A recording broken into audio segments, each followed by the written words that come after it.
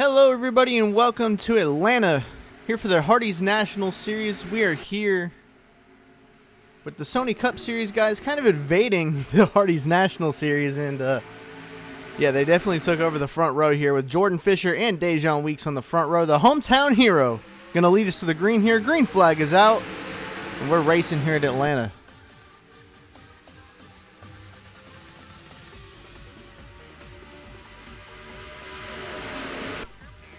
Good start for Fisher. Rodriguez following suit. The Toyotas got off to a great start here. Crasta following them as well on the inside line. Dejon just did not get the start that Fisher got, and looks like Fisher's going to lead lap 1, and these guys are just kind of following suit. And all three lanes are working today on this worn racetrack surface, and these guys are going to have a lot of room to work with today, and I believe that there's going to be a lot of passing going on. So Jordan Fisher is going to be the first guy to lead the race. The pole sitter, fittingly, leading the race at Atlanta where his home race is. And Matthew Rodriguez following behind him. He's trying to just have fun out here today in this number 20. Get these guys a good result. Give them some good notes, everything like that. And same with Dejon Weeks. Dejon just really wants to win in the Hardee's National Series. He's self-proclaimed the unluckiest Cup driver in the Hardee's National Series, and well, I mean, the results kind of show that, but it's looking like he's got a fast piece here today, so he might be able to get a win. And his teammate Kev Shearer showing what these CM cars can do, going 3 wide, actually getting put in the middle by Corey Williams. Williams making an inside dive bomb, and Matthew Rodriguez making that high side work. And Rodriguez, I believe, is going to lead the lap. Yes, he is. And they are 3 wide into turn number 1. Williams pushing up the track. Fisher tight in the middle, and he's going to lose a bunch of spots. Rodriguez getting the run on the high side with Weeks. And they're going to blow by everybody. The 2 Cup drivers using their experience and speed to their advantage, but Williams trying to put it in the middle. He's just about as experienced as these Cup guys are in this Hardee's National Series. Kev Shearer, though, the points leader, trying to show why he is number 1 in the standings, taking it 3 wide for the number 1 position on the racetrack. And Rodriguez is just going to make it stick on the high line. But Shearer getting a great run into turn 1 and out of turn 2. These guys are racing really, really close so far early on. And it is fun to see them take advantage of the high grip on these new tires. And because once these tires get worn out, they're like 2 or 3 seconds off the pace. So they're not going to be able to race like this for that much longer. Because as you can see on this rough racing surface, it eats up tires. It eats them up a lot, actually. So these guys really cannot battle for that much longer unless they just want to end up in the wall. But Shearer trying to take advantage of being up front early, getting by, or trying to get by Rodriguez. But Williams keeps forcing the issue. It's about the 3rd time they've been 3 wide this race. And Rodriguez is going to take position. And he's going to clear those 2, and they're going to just keep battling for 2nd place and wear their tires out. But Rodriguez, he's going to take over the lead. Down the front straightaway, Williams has started to get a good few runs into the corners and trying to get by Rodriguez officially and into turn 1. Williams is going to get the run, and he's going to clear Matthew Rodriguez with the help of Rodriguez's teammate, actually, Hannah Allen, behind Williams. But Hannah Allen is trying to do her own thing today. She's trying to win a race this year. I'm not 100% on what her plans are for next year off the top of my head. But I imagine she does have something lined up, just trying to get some good momentum for next year. Matthew Rodriguez getting good momentum off the corner and trying to get the lead back from Williams. But Williams is just going to keep continuing to use that inside line, and Rodriguez is going to keep continuing to use that outside line there. Kev Shearer just kind of sitting back and watching this, just going through the lower half of the top 10. Noah Hart and Yepes battling for position. Daniel Day and Angel were just side by side as well. And Daniel Day is going to keep that position. Anthony Marchese, the 2020 Hardee's National Series champion, showing off pretty much that he's the champion on his deck lid, if we're going to be able to get a good angle of it. Says it right there on the deck lid. Congrats 2020 Hardee's champ right there. So basically saying congrats. I'm not really sure what why it says that on the car, but there we go. Joseph Srigley in 11th place. Back here with the boys, just kind of racing around the track and figuring out the racetrack, as the caution flag is actually out for something that happened here. Is I figured something. Oh, not Logan Cloud, Jake West has blown up on the racetrack, excuse me. And William Brock has got some major damage. I believe there's actually a wreck, and DJ Curtis making a one-off appearance for Roush Family Racing has been caught up in a wreck. They were battling in the mid-pack, so I'm not really sure what position they were battling for, but let's go get a replay for you real quick. Heading into turn 1, Will Goss and William Brock were battling for position, and Goss just, I don't know, he just kind of drives it into Brock. I'm not really sure what the 19 was doing here, but watch the hit that the 88 takes with this 09 car. It's a big high-speed accident right here, and that's a hard hit into the wall right there. Head on. Didn't really slow down that much. That was a really bad hit. Not really sure what the 19 was doing there, but the 09 does slide down the track, and he does clip the 16, and that's why the 16 was blowing up there. So tough break for Curtis and the Roush family guys, and we're going to get a couple onboards in before we take you back to the green flag, but that is an unfortunate wreck for the 09 and the 88 right there in turn number 1. On board with the 19 here into 1, and the 88, I don't know if he checks up or if the 09 sent it in, or the 19 sent it in the corner, but that looked pretty avoidable right there, I'm not going to lie. And on board with DJ Curtis, you're just going to see how fast the 88 comes up into him. Right there, nowhere to go for Curtis, and you're going to hear the contact between him and the 16 right there. Just a little scrape, but definitely had to hurt taking a couple big hits like that for DJ. So tough break. I'm sure he'll have a better day in the Cup Series race tomorrow, but in the meantime, we'll get you to green flag racing. Williams has taken the lead from Rodriguez coming to the green flag here. And Kev Shearer actually got a really good restart that time. Wow, but Williams leads us to the green into turn 1. Arndt actually going down the inside really, really quickly. Didn't even take him the first corner to realize he wanted to make some moves. And Arndt passing 2 cars in turn 1 and 2.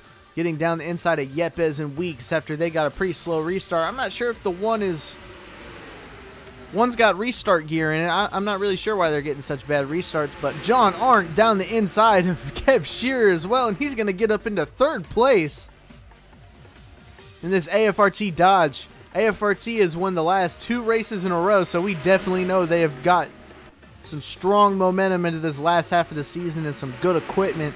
And he's going to try to take the lead from Williams with Weeks following behind him. Hart and Marchese behind him as well, but Arndt taking the lead from Corey Williams. He's not going to, I don't know if he's going to clear him this time, but Williams is going to use the run on the high side to his advantage, and he's going to keep the lead here from John Arndt. Weeks going to possibly take it 3 wide, and he is into turn 1. Weeks going 3 wide, making this move all for himself. Arndt's going to push up the track and push Williams up, and that's going to help Weeks, but the run off the corner is probably going to go to Williams. Weeks continuing to use the momentum from the inside line, though. And he's going to continue battling with Corey Williams. Marchese making it 3 wide for 3rd place. And Matthew Rodriguez trying to make moves on the high side, but Noah Hart's going to give him a bit of a block. And Rodriguez is trying to make a hole, but Noah closed it right there. And Corey Williams, it seems like he's got this place figured out, at least on this high side for now, as he's fending off Weeks, but Weeks got a really good run through that corner with some help from Marchese, and he's going to try to clear Williams. It doesn't quite work. Marchese trying to make something happen, but Dejan Weeks trying to control the race. Williams defending as hard as he can on that high side, and he is continuing to lead laps with the help of John Arndt there for draft. And Marchese, he's going to make it 3 wide. Into turn one, Marchese making it 3 wide with help from Noah Hart. On the inside, I don't know if he's going to clear Williams. No one's really been able to clear Williams yet. But we'll see. The 46 is usually very strong when they show up. They only show up a handful of times a year. Or this year, at least, they've showed up a handful of times a year. But when they do show up, they're usually trying to get a win. So Marchese has been successful in that this year. If my memory stands correct, excuse me. He does have a win in the Hardee's National Series this year. So Williams trying to make sure that he gets another win this year over Marchese. Top 5 have basically broken away from everybody. Rodriguez and Daniel Day battling for 6th position. But top 5 starting to gain a lot of momentum. And Corey Williams is just continuing to keep this lead. And this battle is just going to keep on going.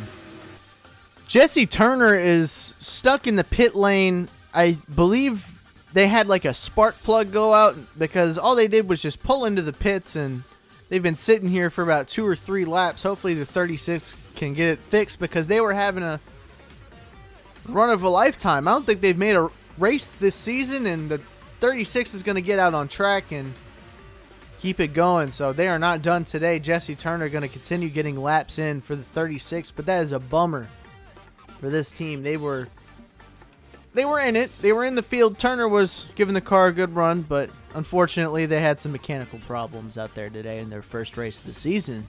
While all that happened with Turner, Marchese took over the lead from Williams, and Williams has kind of slid on back. And speaking of sliding a little bit on back, the 46 getting held up by the 16, who's got damage from the accident earlier. The Joseph Srigley racing team able to fix the 16 up, get it back out on track, and maintain minimum speed. But they're holding up the leaders, and they're definitely holding up Noah Hart. And Dejon Weeks, though, smart enough to get out of the outside line when he can, and he's going to go down the inside of the 16 and keep his top 5 spot, or at least get back into the top 5, because it looked like he was running there before, but I guess not. And BBJ, Bobo Jones, battling for another top 5 spot, 3rd place. And BBJ has just had such good positive momentum in the last half of the season, winning the last 2 races and just constantly being up there for the win. As Jesse Turner holds up the leaders, John Arndt is going to try to make a move out of it down the inside of Marchese. Marchese has no draft help down the straightaway behind him to give him some push down there, but the high side is going to be enough to do it by himself. And Marchese clearing John Arndt, just showing everybody why he's the 2020 Hardee's National Series champ, taking the lead back from everybody else. Bobo Jones, Marchese's teammate, trying to be of some help, but Arndt has just got a really fast car trying to go around the outside. He knows Marchese, his favorite lane is this middle high groove, and he's trying to take it away from him and use it better than him and take the lead away from him, but it is just not working out. Dejon Weeks using the high line as well, trying to get around Bobo Jones. He's going to use the draft and the run around here to possibly get by him out of turn number 4. Let's see. As Arndt pushing up the track, trying to get just any extra room he can, and he's gonna try to do an over/under on Anthony Marchese, and John Arndt trying to take the lead from Marchese. Not sure how successful this is going to be, but we'll see. Daniel Day rim riding up there in the back. As you could see, these guys are taking up every inch of this racetrack trying to get to this lead, and Marchese is just doing what he can and keeping it in front of everybody, doing an amazing job out here up front. But Weeks getting another run on the high side, and he's going to try to take it from Marchese, but Marchese's going to close the door in the quad oval. And Anthony Marchese doing a defending job of a lifetime here. Someone should sign him to the NFL or something, because he is really defending off these people. And Weeks just trying to get around Marchese, but he cannot do it. Same with John Arndt. It's kind of stalled out up at the front a little bit since they were side by side. It's only been about a lap, but either way, just gonna kind of take a peek back here, see where everybody's running at. Cal Farrell looking like he's having a great run back here in 17th, battling with Cole Baker. This is a great result for Red Bull, considering they they're just kind of trying to make it in through go or go home every week. I don't know if the 2 was in on a Provo this week. Actually, yes, he was. The 2 was in on a Provo this week, and he made it all the way up to 17th, so they brought a good piece for him here. Toyota looks to be strong, except for Matthew Rodriguez. He was up front a little bit earlier, but he just kind of slid back after they pitted. I'm not really sure what happened. Maybe they made a bad adjustment. I'm not really sure, but the 20 has slid back a little bit. RJ Bishop battling with Dylan Schwallenberg, Ryan Reed, and Jack Halleck. Back here for about 21st, 22nd position is what that battle's for. Charles Sanford taking over for the number 5 Austin Rogers. He was let go of the Red Bull driver program early.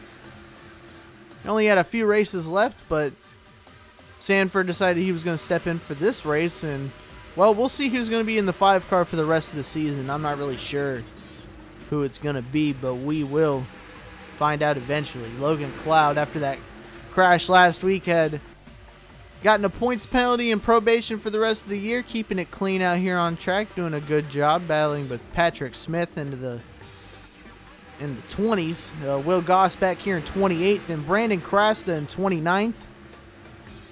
He started really high up today and just kind of got pushed all the way back. Seems like something's up with the 8. I'm not really sure what it is. Turner back here with the 05, and the 7 of Shade Eves. They've just, I don't know what's happening with some of these guys. They're just way back here. Miller back here in 34th, and Julio Caesar 35th.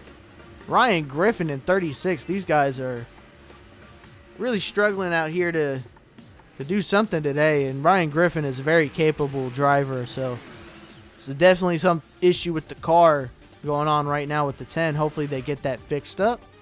Foster and Ziemba running back here at the tail end of the lead lap. Not the day these guys wanted. Well, we get back to the lead, where it's just still Marchese. So Marchese doing the defense job of a lifetime and keeping Dejon Weeks and everyone else behind him. Coming into turn 3, Jordan Fisher has been looking really strong these last couple laps, and he's just trying to get a win at home. Fisher taking an advantage on the high side, and he's going to cut under Marchese, taking that run to the inside line. Side by side into turn 1, Marchese trying to do what he's been doing for about 10-15 laps straight. Fisher, he's going to power it down the inside line, and he's going to take the lead from Anthony Marchese, give the lead to Jordan Fisher. Excuse the voice crack there, oh my gosh, and give the lead to Jordan Fisher, though, regardless of voice cracks or not. That was a great pass into turn 1. We haven't really seen an inside line pass so far. Maybe these tires are starting to kick in, or Jordan Fisher was just able to successfully pull off a dive bomb like that. And, wow. Atlanta is one of my favorite racetracks to watch, and this kind of racing is just kind of continuing to prove why it's my favorite racetrack.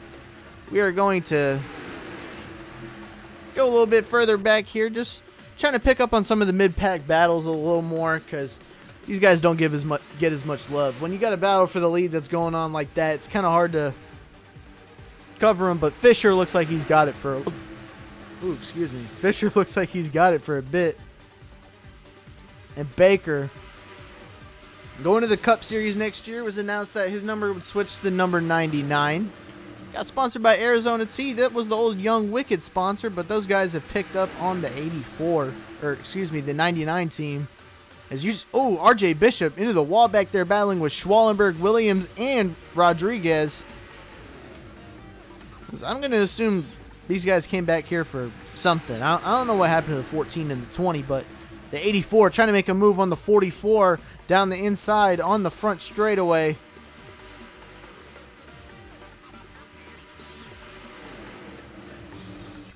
I'm not sure if he's going to be able to make this move. Cal Farrell, though, up in 16th. What a great job. Actually, Cole Baker, right as I doubted he was going to be able to make the move, he actually passed Sean Angel. And I just want to talk a little bit more about Farrell. Farrell drove for Flipside last year. He was kind of the front runner for that team with Carter Friesen as his teammate, as he's getting passed by Srigley. And Baker blows up on the front straightaway. He's going to get in the way of the 51, and the 51 turns him.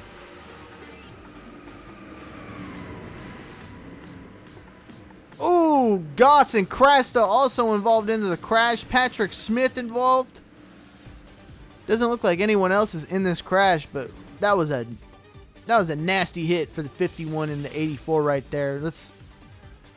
I mean, we saw what happened, but I just want to go double check and see the 51 didn't just kind of turn the 84 there. That was a big wreck. So the 84 starts smoking on the front stretch. Everyone doing their best to get around him. I think Farrell going down the inside kind of indirectly caused this wreck because Baker was just kind of sitting in the middle of the track and Schwallenberg was already 3 wide, had to back out, slow down, and try to move out of the way, but there just wasn't enough time. And collected the 71 of Bishop. I didn't mention him, but Bishop also involved. The 29 going to hit the 51 here. Get some damage, and I believe he's also going to hit the 84 and collect even more damage. And there it is. You're going to see the 8 sliding to the 19 if you look to the right. Oh, he just had nowhere to go either. Those 2 guys were just trying to avoid it. And yeah, that's a tough break for the 8 and the 19. Turner, Turner got sideswiped by Goss, and same with Jacob Hart. Adding on more damage to the 19, but also more damage to the 36 and 05 cars. And man, what a tough break for some of these guys. They'll get you guys some onboards as per usual and then take you back to the green. So we're going to go on board with the 51 first. On board with Schwallenberg here. See all that smoke, and he just couldn't go anywhere. Almost got by it, too.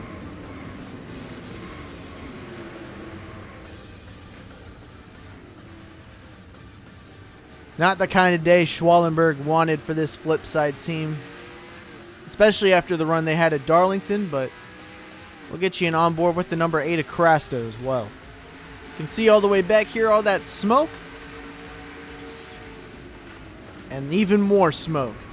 Just had nowhere to go. Goss got hit into the 8's pathway pretty much. If Goss never got hit, the 8 probably would have never hit him. But that's how racing goes. And tough break for both of these guys, Krasta and Goss. And I'm sure that was a big break for some of the guys who were struggling in the back with their setups. And we're going to take you back to the green flag and see what the action's all about right here at Atlanta Motor Speedway.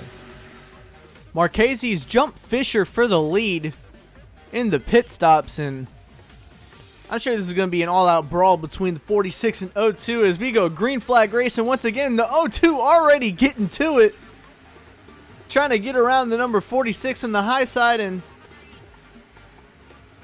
did not get to clear him that time around. Marchese going to use the clear air to his advantage, but Fisher trying to get a run on Marchese and trying to make another pass on him, just like he did down in turn 1 a few laps ago. But it's going to be tough doing it on brand new tires, and we'll see if the O2 is strong enough to get by the 46. I know the 1 is really, really good on a short run, so maybe the 1 could come do something. But we'll see.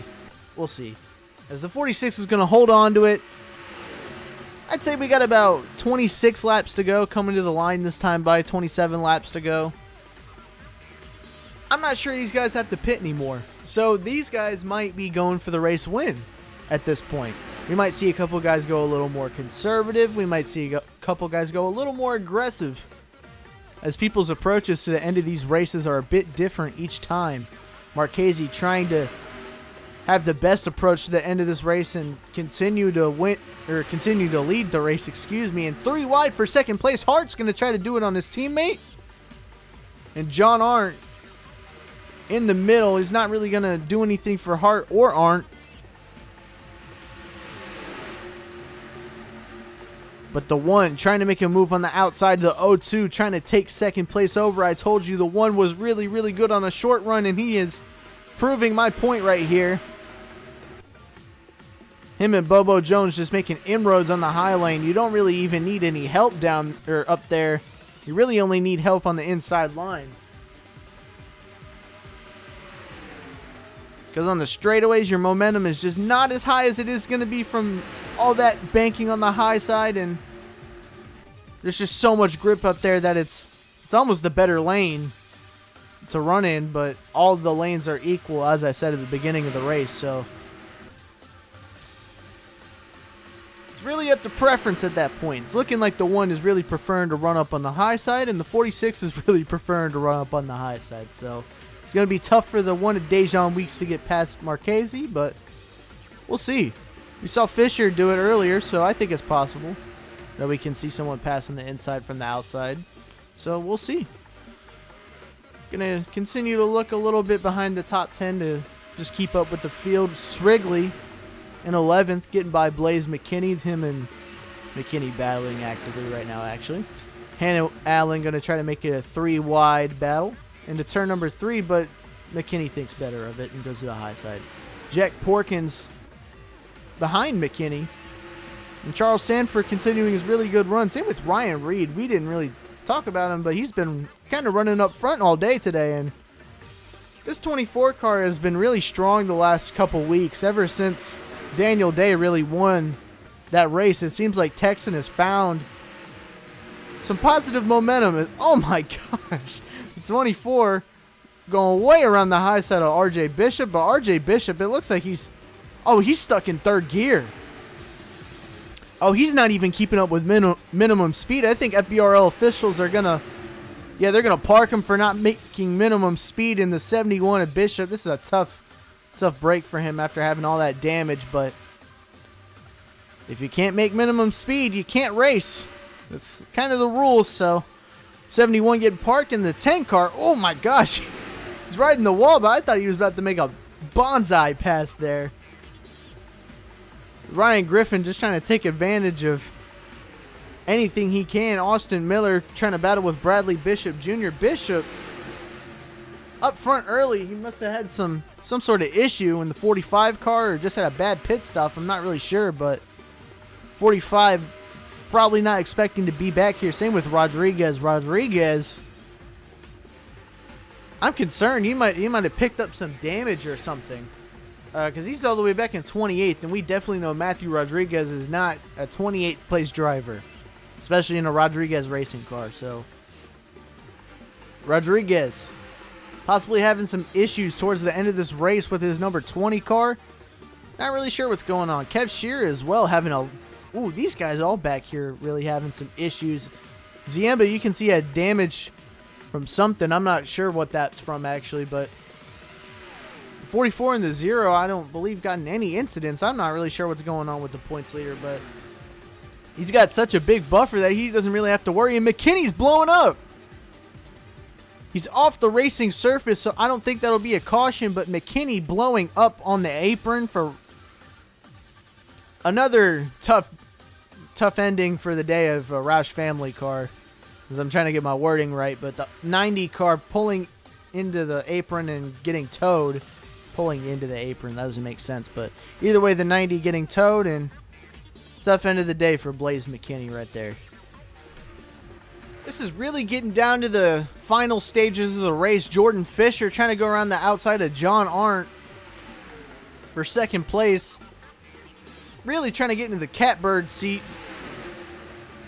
as the 1st and 2nd place drivers are going to battle it out with each other. Fisher, ooh, he got around the outside of Marchese that time. And the catbird seat is going to be Noah Hart, is what I was trying to explain, because Noah is trying to take advantage of these two battling with each other all the time. And you could see it earlier, the 12 is being a little bit conservative, trying to make sure he doesn't get involved in something with his boss or Marchese, because technically they're both his teammates. Trying to go around Jesse Turner, the points leader in the Sony Cup Series.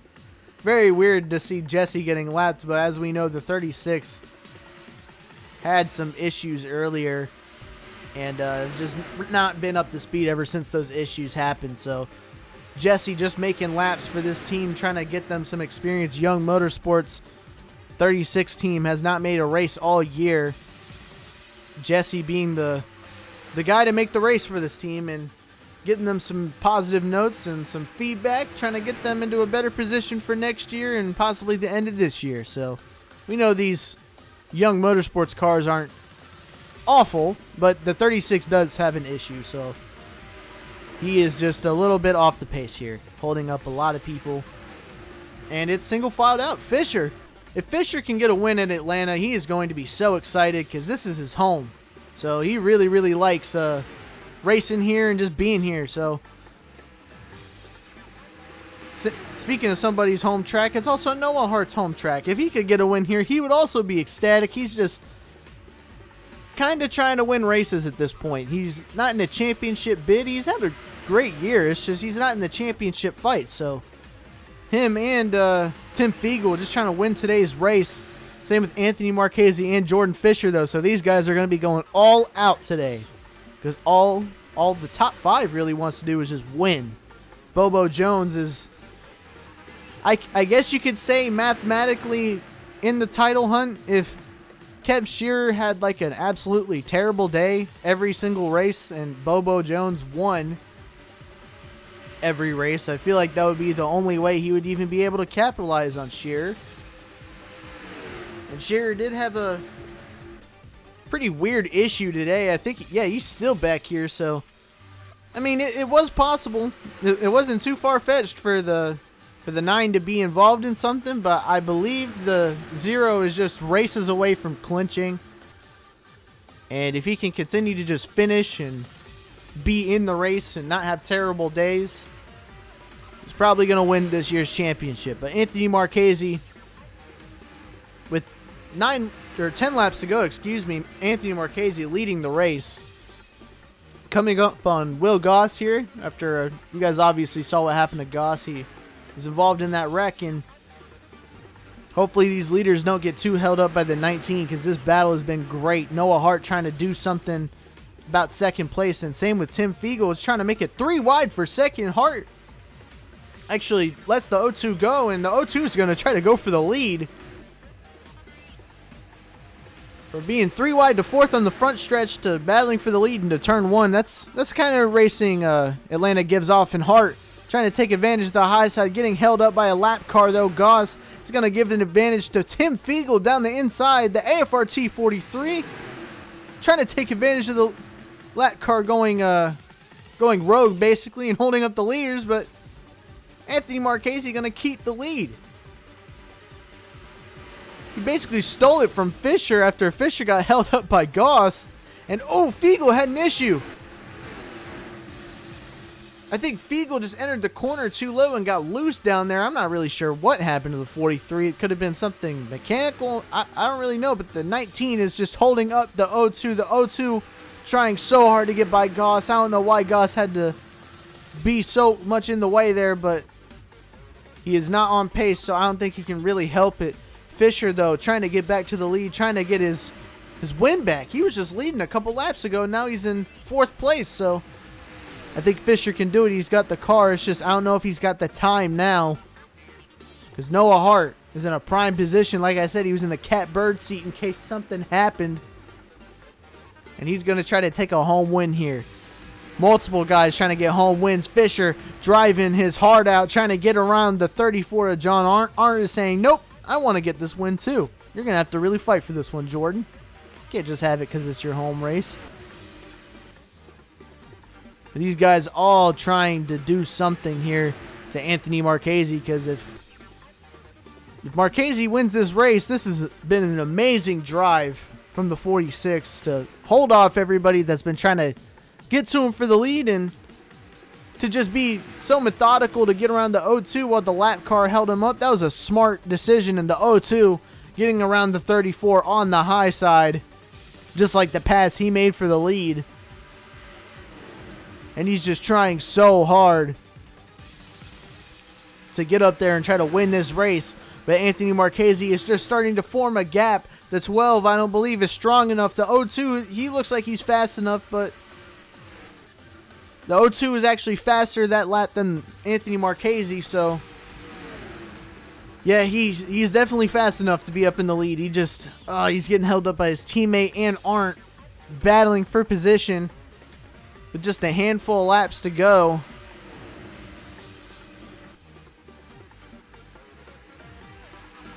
And Hart is just, I don't know what he's doing. I think he's just trying to keep second place, but Fisher trying so hard to get to the lead.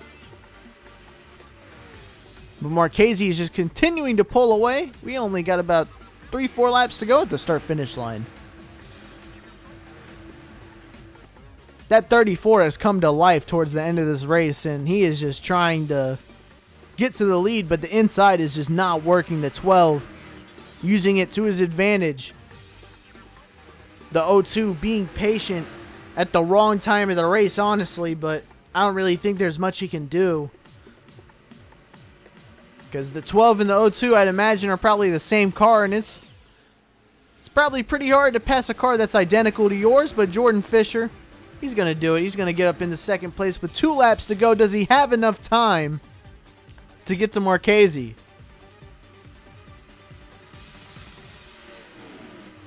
Marchese, he's continuing to lead over the 02 and the 12. They're continuing to battle for position, but the 02 finally gets the run off the corner, and he's getting real close. As you can see, look how much he's sucking up to the 46. Jordan Fisher really wants this win, coming to the white flag. Marchese, been out front all day long, doing everything he can to win this race. He's just kind of here. It's the last race for the 46 this year. He's just kind of making a one-off appearance, and Marchese doing an amazing job keeping it out front. Fisher trying his hardest, digging on the high side, getting closer to him, but Marchese is just continuing to do the most. And it's not going to be enough for Fisher. Coming into turns number 3 and 4, the number 46 Hardee's Toyota Supra, the 2020 Hardee's National Series champion, is going to win here at Atlanta. And that was really, really close. As you can see, all the guys going by the start-finish line. And Anthony Marchese just put up a masterclass drive in defense, because he never pulled away.